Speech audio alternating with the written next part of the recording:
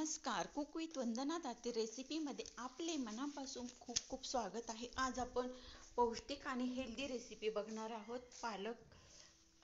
पालकचे कबाब बघणार आहोत. त्यासाठी आपण साहित्य घेतलेलं आहे. हे असं पालकची एक पेंडी स्वच्छ धुवून निवडून घेतलेली आहे आणि त्यानंतर त्यातलं सर्व पाणी काढून टाकलेलं आहे. कढईमध्ये गरम पाणी उकळायला ठेवलेलं आहे आणि त्यामध्ये हे पालक घालून घेणार आहोत आपण आणि शिजवून घेणार आहोत. गरम पाण्यामध्ये बघू शकता किती छान हिरवागार रंग आलेला आहे आणि पालक आपला वाफून झालेला आहे. चाळणीमध्ये आपण त्याला काढून घ्यायचं आहे. हे पाणी आपण भाजीमध्ये वापरू शकतो किंवा कुठल्याही ह्याच्यामध्ये कुठल्याही डाळीमध्ये वगैरे वापरू शकतो.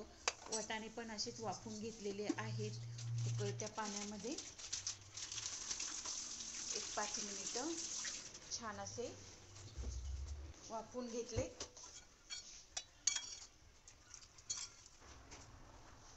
ब्रेड क्रम्ब घरीच तयार केलेले आहे. टोस्ट होते ते बारीक करून घेतले मिक्सरमध्ये. चटणीसाठी तयारी करून घेतलेली आहे. पुदिना, हिरवी मिरची आणि फुटाण्याची डाळ, मीठ चवीनुसार, चाट मसाला घालून चटणी तयार करून झालेली आहे. बटाटे आपण उकडून घेतले होते. एक 3-4 बटाटे उकडून घेतलेले आहेत. ते मॅश करून घ्यायचे आहेत. छान असे मॅश करून झालेले आहेत. आता उकडलेले आपल्या सर्व भाज्या मिक्सरमध्ये घालून घ्यायच्या आहेत. त्यामध्ये 2-3 हिरवी मिरची घालायची आहे.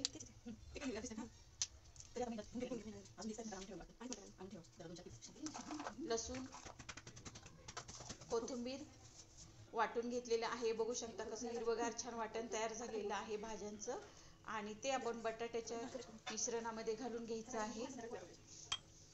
आणि पनीर घेतलेलं आहे एक 50 ग्रॅम. ते किसून घ्यायचं आहे. तुम्ही मिक्सरमध्येही बारीक करून घेऊ शकता.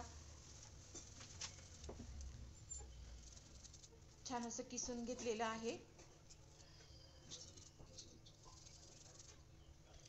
चवीनुसार मीठ घातलेलं आहे. चमच्याच्या साहाय्याने किंवा हातानेही तुम्ही हे सर्व मिक्स करून घेऊ शकता.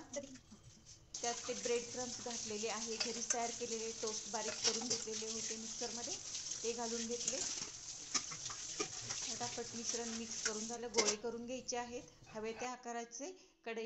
पॅनमध्ये 2-3 चमचे तेल घातलेलं होतं आणि असे हवे त्या आकाराचे चपटे तयार करून घेतलेले आहेत.